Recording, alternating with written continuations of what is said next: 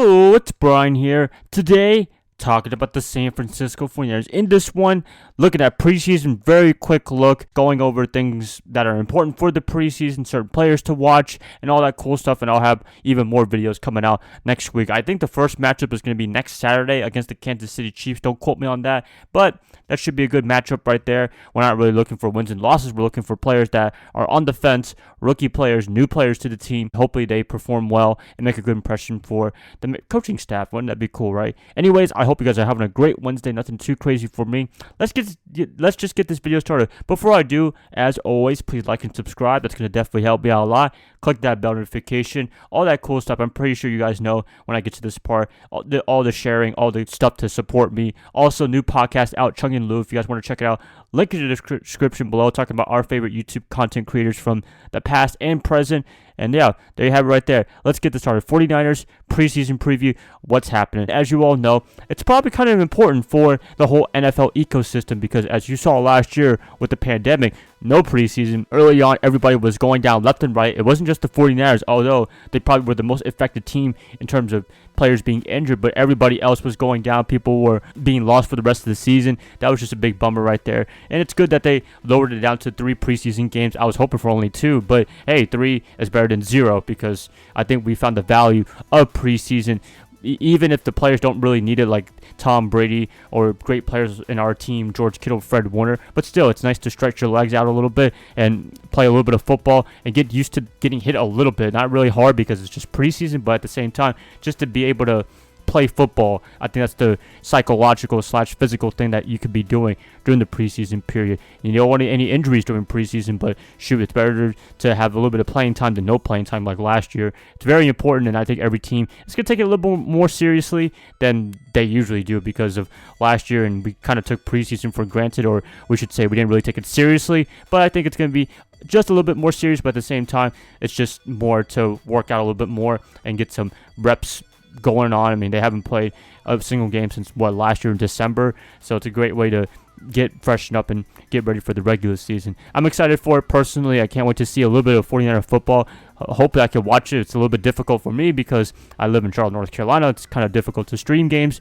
for the 49ers, so I'll find a way to watch and come back to you guys every single game as much as I can. Looking at that, looking at the importance of preseason, looking at players now that could use preseason, new players, rookie players that really needed to make the roster. You look at guys that were drafted like Elijah Mitchell. He's a running back. He is doing a good job from all accounts along with Trey Sermon. That's really good to hear. But you know what? In Bobby Turner/Kyle Shanahan's system, any running back can do really well. They have a great system for it, and I'm not surprised if any rookies or new players can just come in and just plug up a cog and do really well. Not taking anything away from the current running backs that we have, but that's just the way the system is. They can just make anybody look good, and can't blame them at all. I would love to see Trey Lance a little bit to play some football. A lot of people are very excited for him. A lot of people are watching him in training camp, just making some awesome Patrick Mahomes style passes. I'm excited for that, but still, Jimmy Garoppolo is the man for this season in particular, so we got to think about number 10 in particular this year. But if something happens to him, hopefully he doesn't, but if something bad like terrible performance or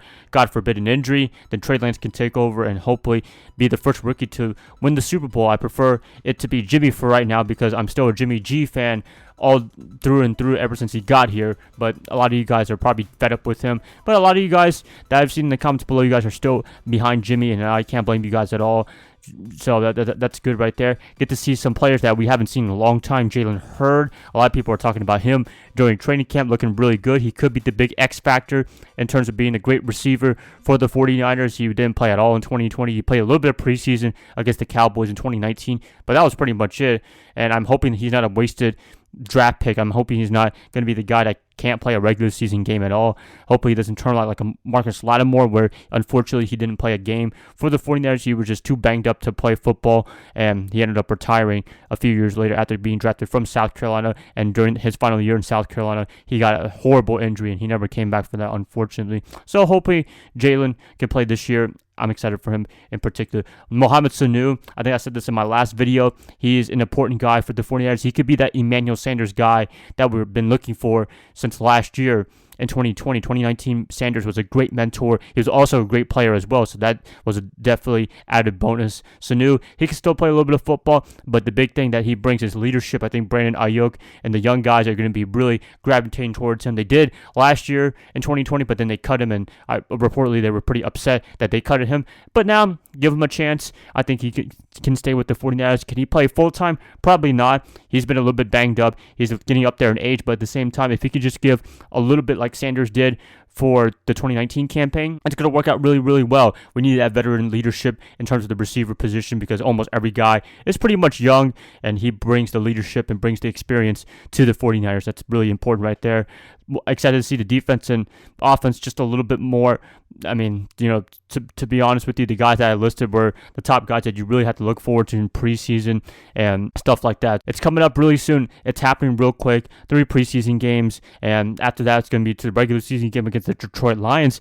Hopefully have a lot of videos out trying to make my final predictions for the season in terms of the roster and also record-wise prediction on who I believe or what I believe the record will be come 2021. I'm hoping it's a good one. That's it, guys. Please let me know what you guys think about the whole preseason campaign. Are you guys excited for it? Who are you guys looking forward to? What are you guys looking forward to in this period? Please like and subscribe. That's going to help me out a lot. I'll be catching you guys up hopefully tomorrow on a Thursday, if not a Friday. Bye, guys. Love y'all. Y'all have a great rest of your night.